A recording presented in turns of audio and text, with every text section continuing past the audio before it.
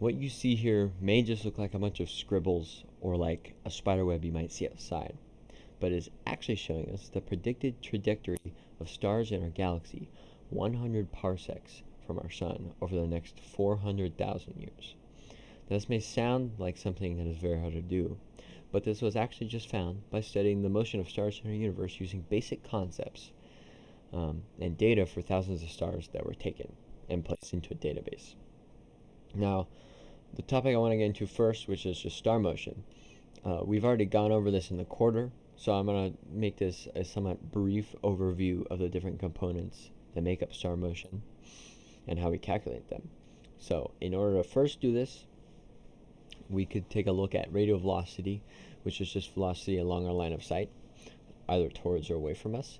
This is found using the Doppler effect, which is taken from the spectra of whatever star you're observing, or in this case, just the database that I talked about in the beginning of the video. Next, we could talk about proper motion, which is another component of star motion right here. This is the rate in angular drift across the sky, which is just found by looking at a star's change in position. This, combined with the distance to the star, which can be found from the parallax angle right here, you can just plug this parallax angle into the simple equation, which is just 1 over the parallax angle, to find the distance, because you need the distance to plug into the final part of what we need for star motion, which in this case would be transverse velocity.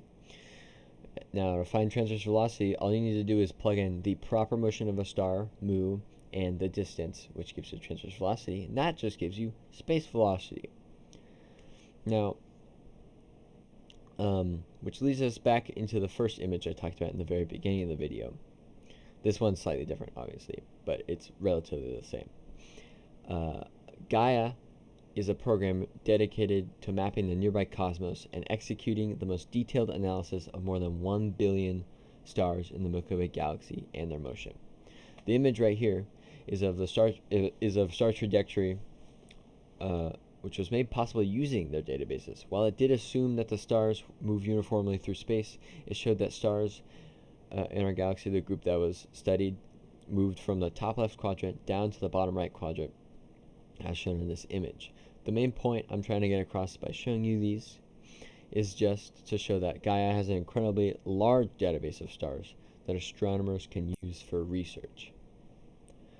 Now, Gaia has been able to provide many great scientific discoveries based on its extensive catalog of stars. For example, scientists found evidence that clusters may be in more than one population of stars because of their observation of multiple turn-off points in HR diagrams.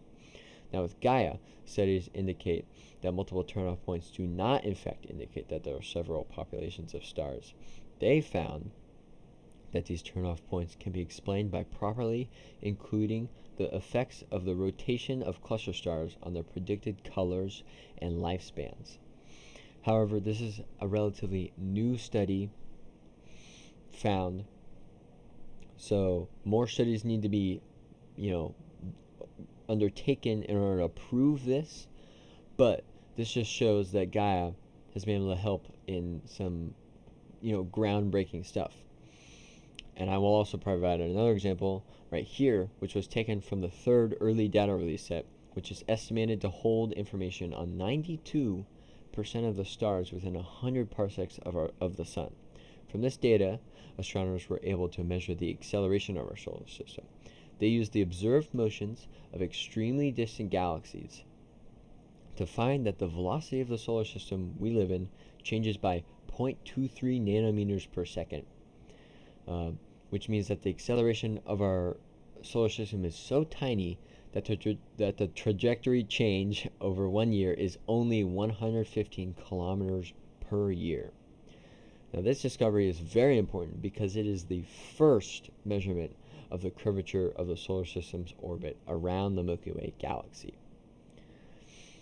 Now, obviously, more research needs to be done on the topic, but these new discoveries were made possible with Gaia.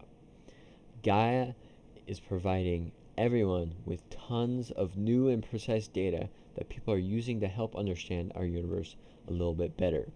And in fact, they provide some resources a lot, even code for their program, which made this first image right here for free that you can go and look at. Here, the link is right here if you would like to use that and go look at their website. It's amazing. There are lots of different articles about cool stuff that Gaia has done.